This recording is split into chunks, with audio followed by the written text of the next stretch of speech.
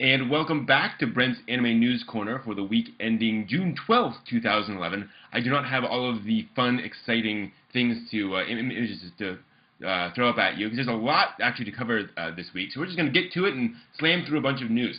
First off, the upcoming live-action Prince of Tennis film is going to hold a script reading event. At least the cast will be doing so. Basically, they're going to read through the script as though they were recording the movie, and it will be broadcast live on Ustream on Saturday, June 18th in Japan at 6 p.m., 5 a.m. Eastern. Ouch. They will be rebroadcasting it, however. Head over to animenewsnetwork.com for more information on that. So that should be cool. Moving on, 4Kids has announced they do plan to pitch the new Yu-Gi-Oh! Zexal series at a Las Vegas event next week. This is part of their ongoing problems with their license with Yu-Gi-Oh! Basically, there's been some legal stuff back and forth. A judge has basically stated that Yu-Gi-Oh! Can continue with what it's doing until the legal battle is resolved. So 4Kids does not have to stop with its Yu-Gi-Oh! Stuff in the meantime until that legal stuff is resolved. So they're going ahead to try to pitch Yu-Gi-Oh! Zexal in America. See how that goes. A weird one, Digital Manga Inc., which publishes a bunch of manga, has announced a new hentai book label called Project H, and they're going to focus on heterosexual titles. They have 3 planned. They already have a website, which is not something that you want to... It did not work safe, I'll put it that way, project-h-books.com. And they have a Twitter account, Project H Books. And just unusual to see a new imprint specifically for hentai manga titles. So I guess it's selling. Moving on, Aniplex announced they will be they started renting The Garden of Sinners on the PlayStation Network. So that 7-movie series, which is quite amazing, is now available on the PlayStation Network for rentals at $3 each, standard definition only, unfortunately. But at least you can grab it. In comparison, they released a limited edition Blu-ray box for $400, which sold out within a month. So that's how popular it is. Speaking of popularity, Funimation has added We Without Wings under the Innocent Sky licensed, based on an adult visual novel, as seems to be everything. So that will hopefully come out soon. They also licensed some live-action stuff, including a Takashi Miike film, Zebra Man 2, Attack on Zebra City. Durarara will premiere in the U.S. on Adult Swim on June 25th. Well, really, June 26th at 12:30 a.m. And then 4:30 a.m. Eastern Time in both cases. Both of these shows will be after Bleach. If you want to check out Durarara, you can check it out on Adult Swim. If you want to check out Trigun Badlands Rumble, the new Trigun film, screenings will start in July, according to Funimation, in American theaters. So you will be able to check it out in theaters, and Funimation will be announcing the actual theaters this coming up week. So you'll find out where you can actually go and watch it.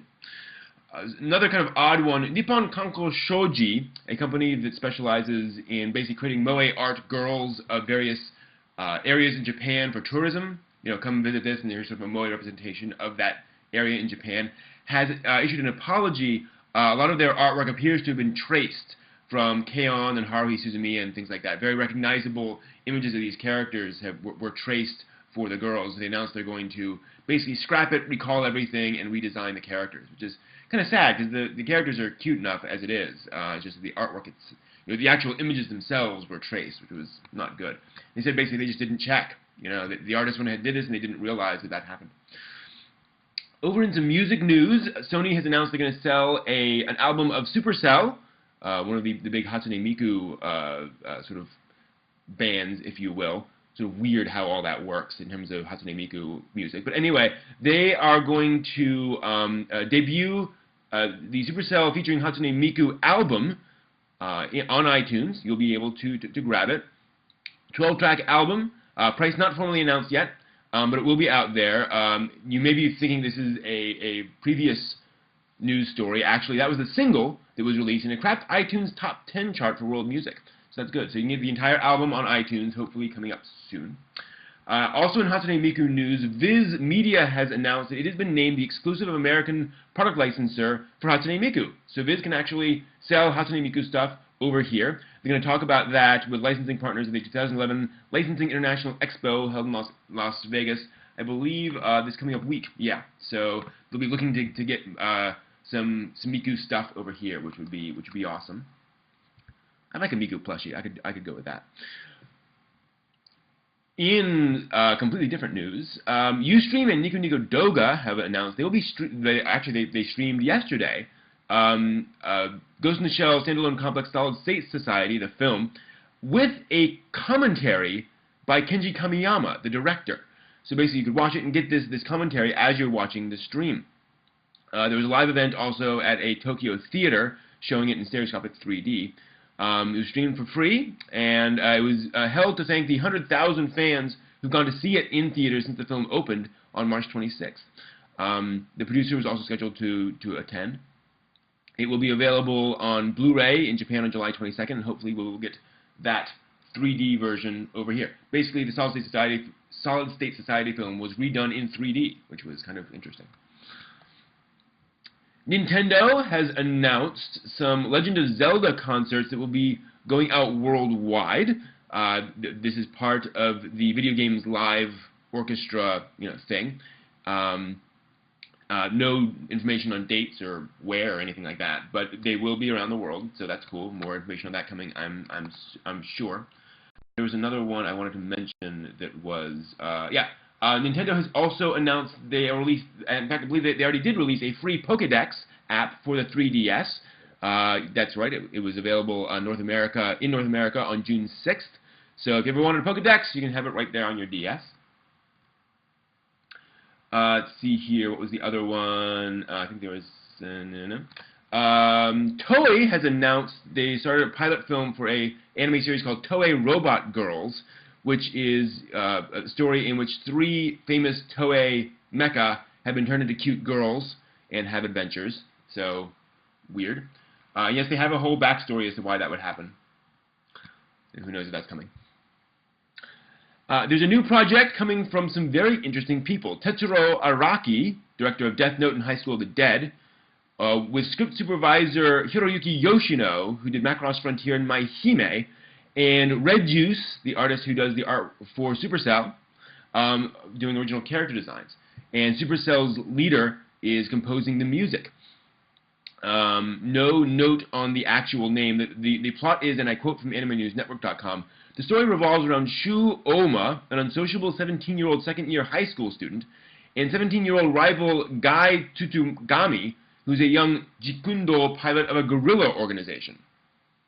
Weird. But that's some interesting people. Code Geass, the TV anime series, will be remixed into essentially what looks like movies. They're going to launch, let's see here, Code Geass, Lelouch the Rebellion, Black Rebellion, and Code Geass, Lelouch the Rebellion, Zero Requiem, as 2 separate DVDs. Each DVD will essentially remix down each series into a 120-minute special told from Lelouch's perspective. So, kind of movie adaptations of an entire TV series. Kind of odd. Who knows? Jumping back to our side of the pond real quickly, there are new details about a U.S. bill that's making it a felony to perform copyrighted works illegally without permission, including by streaming. So basically, it's already illegal to stream things you don't have the ownership for. But basically, the problem is right now it's a misdemeanor. They want to reclassify it as a felony, but only for significant broadcasts. So, for example, it must consist of 10 or more public performances by electronic means. So, in other words, it's not just one streaming. It has to be available over and over and over again during 180-day periods over the course of 6 months. It also applies if the total fair market value of the equivalent licensed performances would exceed $5,000. So basically, the idea is that they're trying to crack down on major streaming of stuff. If you're, for example, if I stream a little bit of an anime here for 20 people, it's not going to fall under this. But if you're making something majorly available, especially something like a live event, that's going to fall under this felony potentially.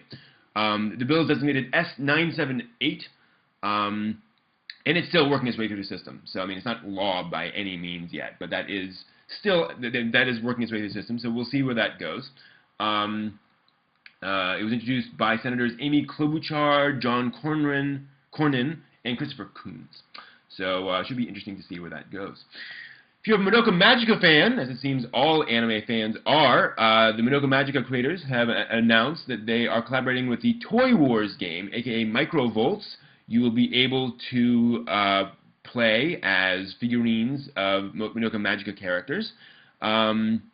No news in here that I can see on which characters exactly. Also announced that Strike Witch's characters will be added as avatars.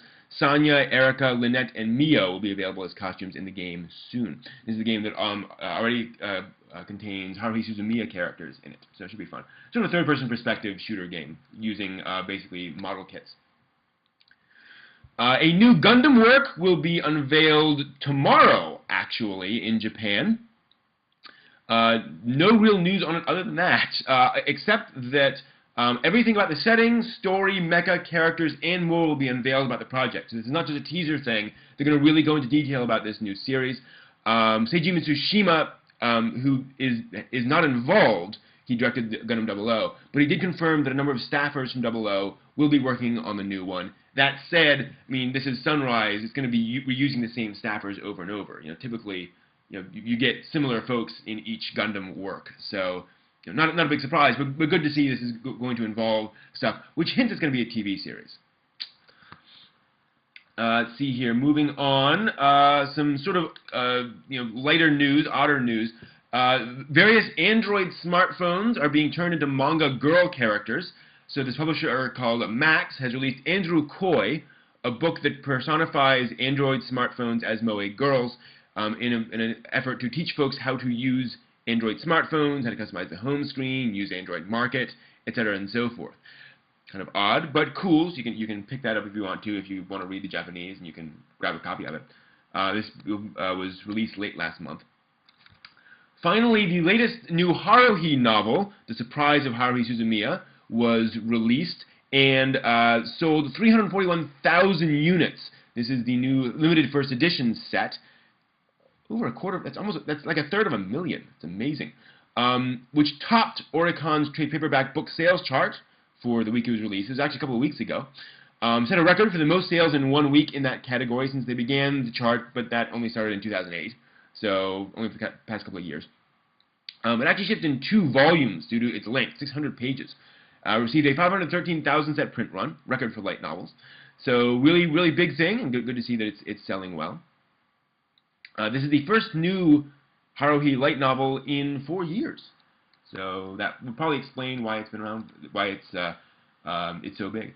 So that's all the news for this week. Lots of stuff to cover, and hope you will join us next week for more stuff, where hopefully I will have actual images of the stuff going on, which would be nice. See you then.